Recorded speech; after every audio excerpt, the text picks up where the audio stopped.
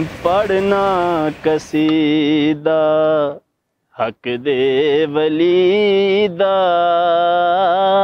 पढ़ना कसीदा हक दे वलीदा, सारे लगाओ रल के लगाओ नारा अली दा, पढ़ना कसीदा।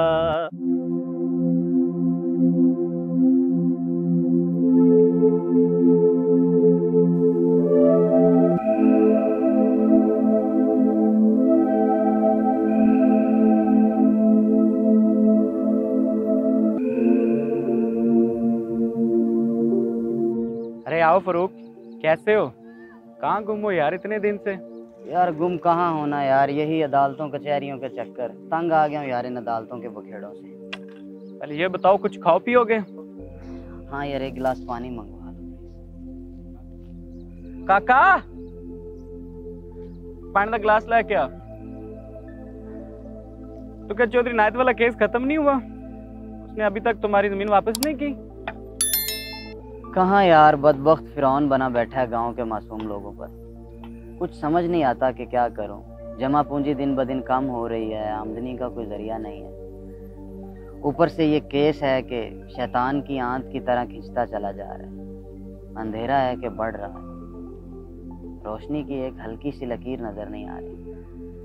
फरूक मेरे दोस्त, यही तो मेरे रब की खासियत है कि वो घटाटोप अंधेरों में भी रोशनी की किरण पैदा कर देता है। कहीं ना कहीं से उम्मीद का कोई जुगनू भेज देता है। बस इंसान को मुश्किलात में साबित कदम रहना चाहिए। वो जो ऊपर बैठा है वो सब कुछ देख रहा है। लेकिन इमरान आखिर कब तक एक इंसान बर्दाश्त कर सकता है? जितना भी कोई मजबूत हो और कोई कितना ही साबिर और शाकिर क्यों ना हो, एक वक्त ऐसा आता है जब मजबूत से मजबूत इंसान भी टूटने लगता है। उसकी हिम्मत जवाब देने लगती है और वो बिखरने लगता है। और इमरान मैं उस हद तक आ पहुंचा हूँ, मुझ में भी अब लड़ने की सकत बाकी नहीं रही। मेरा भी जब्त अब जवाब दे चुका है। मैंने सोच लिया मैं चौधरी इनायत के साथ समझौता कर लूँगा। वो मेरी ज़मीनों की आधी कीमत देने को तैयार है। यानी हार मान जाओगे और अपने हक से दस्तबरदार हो जाओगे? तो और क्या करूँ यार। क्या तुमने हजरत अली का वो कौल नहीं सुना कि मैंने अपने रब को अपने इरादों के टूटने से पहचाना? फिर ये जो मुहर्रम उल हराम का महीना जा रहा है, क्या तुम इसकी अहमियत से वाकिफ नहीं?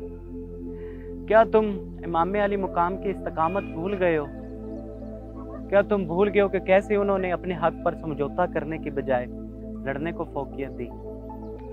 चौधरी इनायत तुमसे इसलिए मुफाहमत के लिए तैयार है क्योंकि तुम उसके खिलाफ उठकर उन लोगों के लिए उम्मीद बने हो जिनके अबू गजब कर उन पर ऐसा याद तंग किए बैठा। बताओ फरूक, अगर तुमने भी हौसला हार दिया तो उन बेचारों का क्या बनेगा? वो जो तुम्हारी आस पे अपनी कश्तियां जलाए बैठे हैं, उनको जीने का हौसला कौन देगा? बताओ। जिन हस्तियों का तुम हवाला दे रहे हो वो बहुत ही मुत्तकी और बुरगजीदा हैं।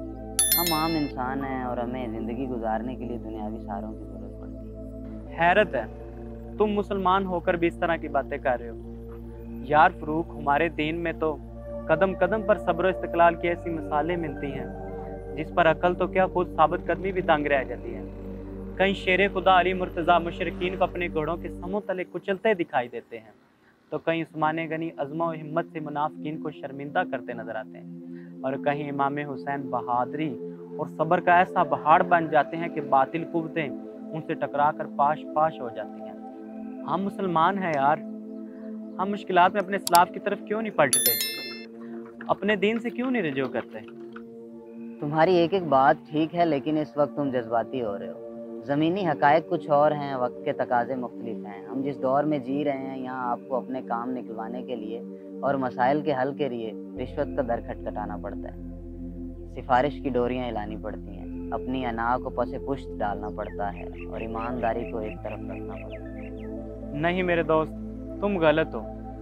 ईमानदारी, सब्र, बर्दाश्त, म्याना रवि, ये ज़िंदगी के चंद सादा से असूल हैं और एक अच्छी ज़िंदगी इन्हीं असूलों के ताबे होकर गुजारना पड़ती है। मुझे एक बात बताओ, इमाम हुसैन रज़ी अल्लाह ताला अन्हु के लिए क्या आसान नहीं था कि यजीद की बैत करते और उसे अमीन मानकर गोशा नशीन हो जाते और बकिया उम्र अल्लाह की इबादत में गुजारते? लेकिन उन्होंने ऐसा नहीं किया। वो जानते थे कि ये सिर्फ उनका मसला नहीं है, ये पूरी उम्मत मुसलमान का मसला है।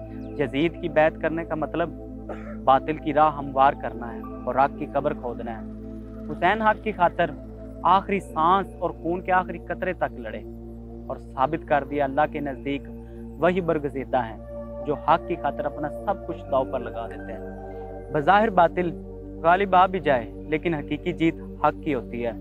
करबला में खानदानों समेत अपने आप को ज़िबा करवा देना आसान नहीं होता मेरे दोस्त। देखा जाए तो हर इंसान की ज़िंदगी में एक ना एक करबला का मैदान ज़रूर होता है। कुछ इमाम अली मुकाम के नक्शे कदम पर चलते हुए सुरखरू हो जाते हैं और कुछ अपने ऐद के यजीद के हाथ पर बैत कर लेते हैं और दुनिया आखिरत की फिटकार के मुस्तहिक बन जाते हैं। तुम ठीक कह रहे हो, बस वक्ती परेशानी से थोड़ा मायूस हो गया था। और सच तो ये है कि ज़िंदगी गुजारने के सिर्फ दो रास्ते हैं, हक और बातिल।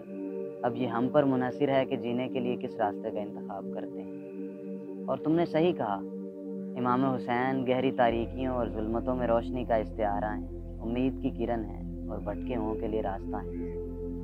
तुमसे मुलाकात मेरे लिए बहुत मुबारक साबित हुई। अब मुझे अपनी मंजिल साफ नजर आती है। बिल्कुल, बस देखने वाली नज़र चाहिए होती है।